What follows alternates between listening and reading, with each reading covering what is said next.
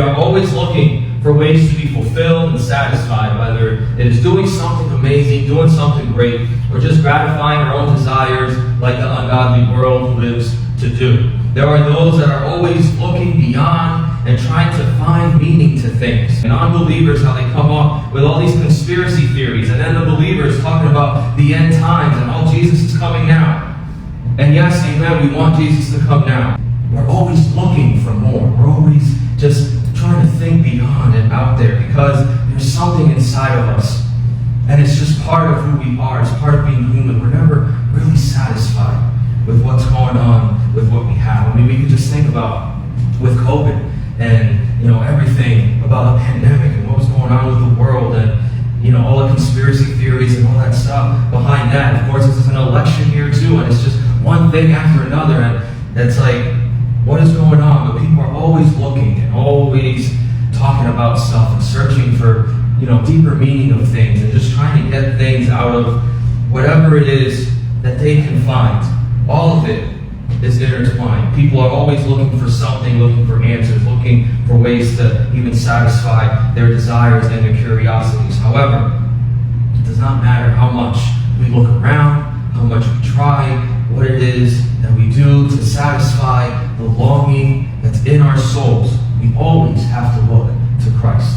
We always have to look to Jesus first, where Jesus is the bread of life, where Jesus is the source of life, where in Jesus is that we find the meaning in everything that we are searching for in our lives. Jesus is explaining here what it means that he is the bread of life. Where Jesus says that I am the bread of life, I am the living bread. And in the context here, this is connected to the miracle that he previously did of feeding the 5,000. That for Jesus, the feeding of the 5,000 was not just about the actual bread and multiplying the food, but it was beyond that. It was also Jesus using that and taking the opportunity to explain about how he himself is the living bread, how he is the bread of life. Where we tend to focus on the physical food, which obviously is natural, but we are to focus on the spiritual food that we need. It's not just the physical hunger, but the spiritual hunger that we need for our souls. Where Jesus is that source of spiritual food that we need to survive. Now, Jesus stated here the truth simply and clearly, where he is the bread of life, where those who come to him find enough in him to satisfy their spiritual hunger forever. Those who believe on him find their thirst forever quenched. Notice the words that I am in this verse, and recognize that the Lord was making a claim to equality with God. It would be folly for a sinful man to utter such words.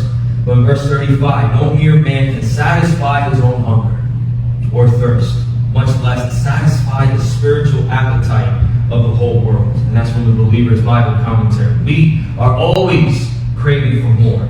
And spiritually, we're always craving for more, but we cannot satisfy that spiritual hunger ourselves. Jesus declaring that he is the bread of life, he is also making claim about how he is the Messiah, how he is the Son of God, how he is the living bread that came from heaven.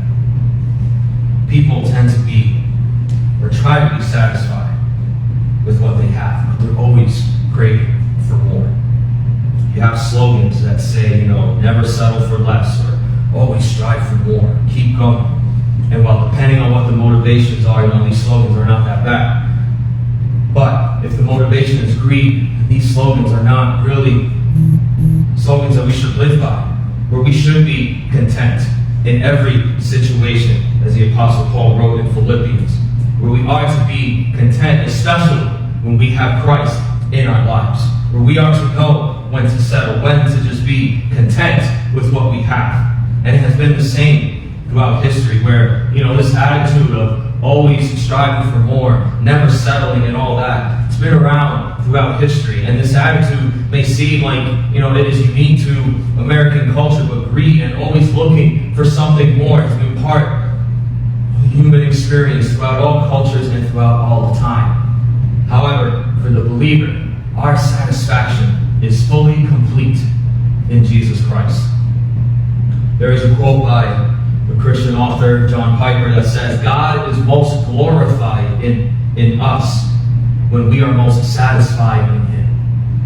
When we are most satisfied in God is when God is most glorified in us. Because we show that God is our everything. When we have God, we're complete.